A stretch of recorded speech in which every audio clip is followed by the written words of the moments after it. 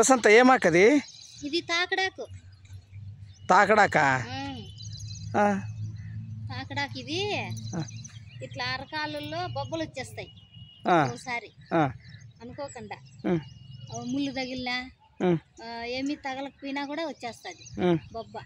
ఆ బొబ్బ ఎట్లుంటుందంటే మంట నొప్పి మనకు కాలినప్పుడు ఎట్లుంటుందో అట్లే ఉంటుంది. అదే మంటే అదే నొప్పి బొబ్బ కూడా అట్లే ఉంటుంది. కాలినప్పుడు వచ్చిన బొబ్బే కట్టే ఉంటుంది.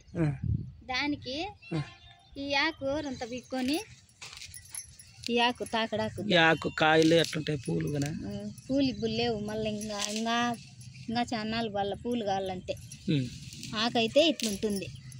ఇట్లా కాయలు పుల్లలే కట్టుంటాయి, పూలు సన్నగా ఉంటాయి. ఇదే తాకడాకు. తాకడాకు దీని పేరు? పేరైతే తెలదు కానీ దాని పేరే తాకడాకు. దీని ప్రభావం అయితే నాకు బాగా తెలుసు. నేను అనుభవించిన, నాకే బొబ్బలు వచ్చినాయి, నేను కట్టుకున్నా. చాలా మేలు ఇది. ఆ బొబ్బ వచ్చినప్పుడు ఇట్లా బాగా ఉప్పు పసుపు వేసి రొంత వేసి దంచి ఆ బొబ్బ అయితే ఎక్కడుందో అక్కడ వేసి దీన్ని కట్టేసినామంటే అర్ధగంటకంతా బొబ్బ మంట ఉండదు, నొప్పి తగ్గిపోతుంది. మళ్ళా గాయం ఉంటుంది. 3-4 కట్లు కట్టేస్తే ఆ గాయం కూడా మానిపోతుంది.